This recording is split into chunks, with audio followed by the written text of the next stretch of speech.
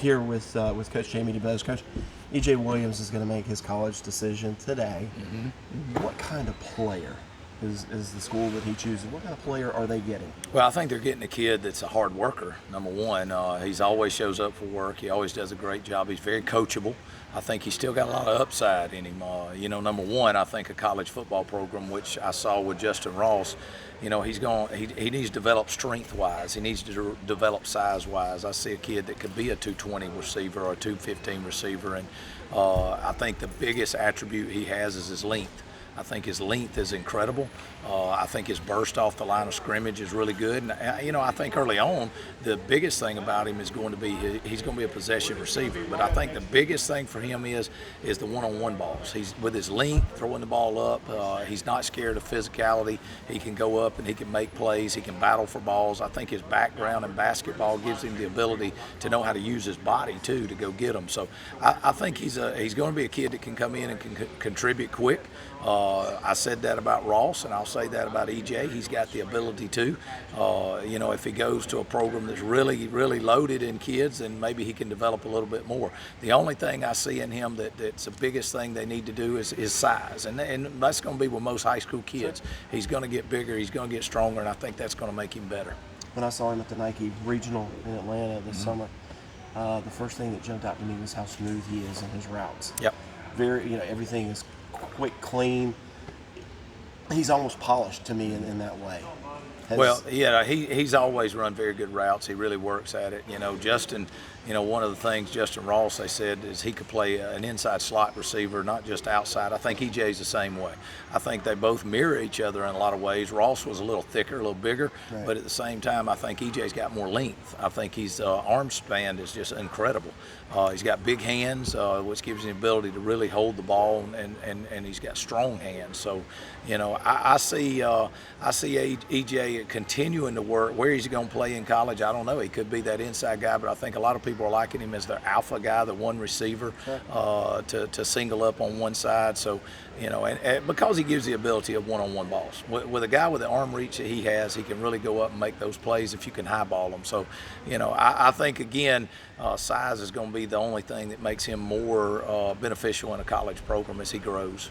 If he was to choose Clemson, what has enabled this Clemson coaching staff to come down here with Auburn just a few miles up the road, Alabama nearby, Georgia closer than Clemson, to come here? Ray Thornton, Justin Ross, EJ.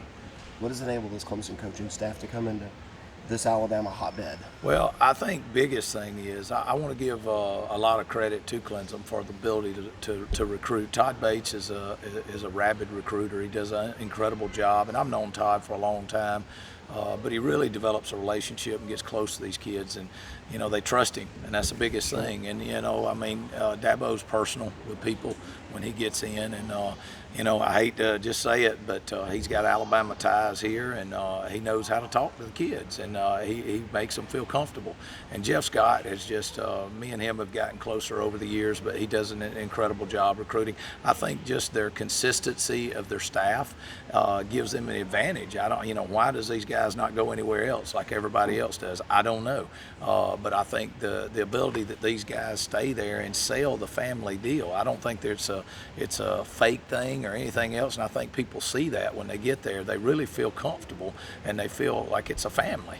And it makes, I think, the moms and the dads, the uncles and aunts and brothers and sisters, I think it makes everybody comfortable. And I think that helps them greatly in that. And then the biggest thing is, here our kids are close. I mean, I'm not going to lie. I mean, Justin has recruited EJ hard, and I'm sure Ray has too. Ray and EJ were probably closer than Justin and EJ, but at the end of the day, I think we have a brotherhood here, and a lot of our guys are leaning on each other. And I don't know what EJ is going to decide. I don't know, what other guys are going to decide. I try to stay out of it, but I think a lot of them, it gets into recruiting each other and selling the program and selling the brand, and that's what they're doing right now. Final question would be, Justin, the rest of the nation maybe took notice against Notre Dame and Alabama with the kind of catch.